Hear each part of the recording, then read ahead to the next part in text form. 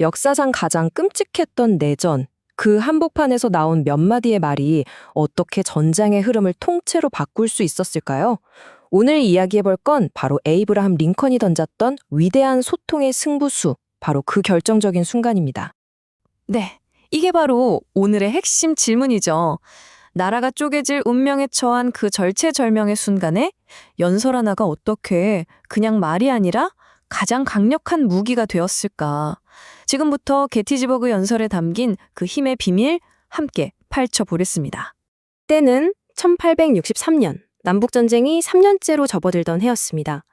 나라는 말 그대로 산산조각이 날 위기였어요.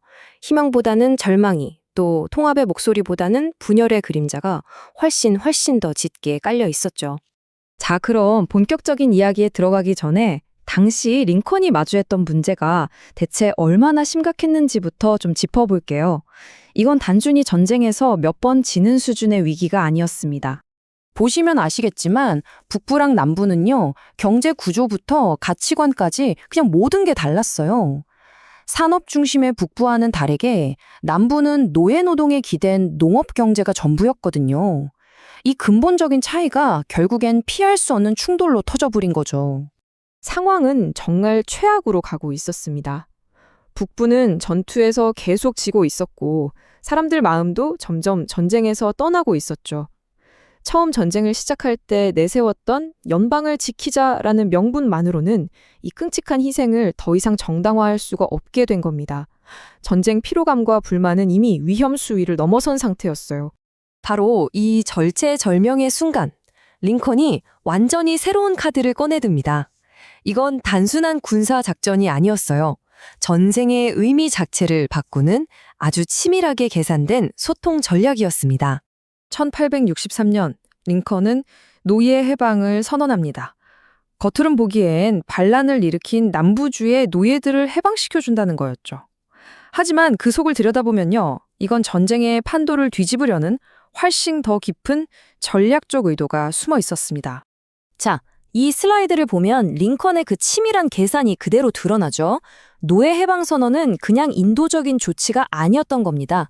첫째, 남부 경제의 심장인 노예 노동력을 흔들어서 전쟁할 힘을 빼앗고, 둘째, 노예제를 혐오하던 유럽 국가들이 남부를 도와줄 명분을 아예 없애버렸죠.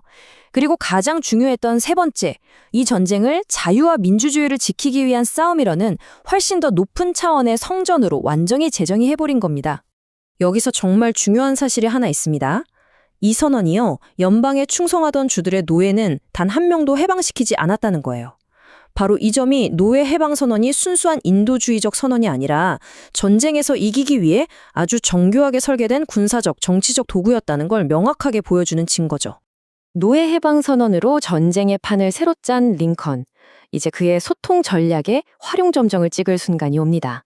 바로 역사상 가장 위대한 연설로 기억되는 게티즈버그 연설입니다. 놀랍지 않으세요? 딱 272개의 단어, 채 3분도 되지 않는 이 짧은 연설이 전쟁의 의미를, 아니 미국의 정신을 영원히 바꿔놓게 됩니다. 그 연설의 심장에는 바로 이 구절이 있었습니다. 국민의 의한, 국민을 위한 정부. 링컨은 이 한 문장으로 남북전쟁을 그냥 미국 안의 싸움이 아니라 온 인류의 민주주의 그 자체를 지키기 위한 숭고한 투쟁으로 격상시킨 겁니다. 이 연설 하나로 북부의 병사들과 시민들은 마침내 싸워야 할 새로운 이유를 찾게 된 거죠. 자신들의 희생이 단순히 잃어버린 땅을 되찾는 걸 넘어서 전 인류를 위한 민주주의의 이상을 지키는 숭고한 일이라는 아주 강력한 동기를 얻게 된 겁니다. 그렇다면 링컨의 이 이야기가 오늘을 사는 우리에게는 어떤 의미가 있을까요? 시대를 뛰어넘는 그의 리더십에서 우리가 얻을 수 있는 지혜 한번 정리해 보겠습니다. 링컨의 위기관리 소통법은 크게 4가지를 요약할 수 있습니다. 첫째, 흔들리지 않는 명확한 비전을 보여줬고요. 둘째, 최고의 인재를 믿고 과감하게 권한을 맡겼습니다. 셋째, 무엇보다 소통을 통해 위기의 본질, 즉 이야기 자체를 재정의했죠. 그리고 마지막으로 국민과 직접 소통하면서 신뢰를 쌓아 모두를 하나의 목표로 뭉치게 만들었습니다. 링컨의 이야기는 결국 우리 모두에게 질문을 던집니다. 우리가 마주한 절망적인 위기 속에서 우리가 쓰는 언어, 우리가 만드는 이야기는 과연 어떤 변화를 만들어낼 수 있을까요? 역사는 보여줍니다. 때로는 말이 세상을 바꿀 수 있다는 것을요.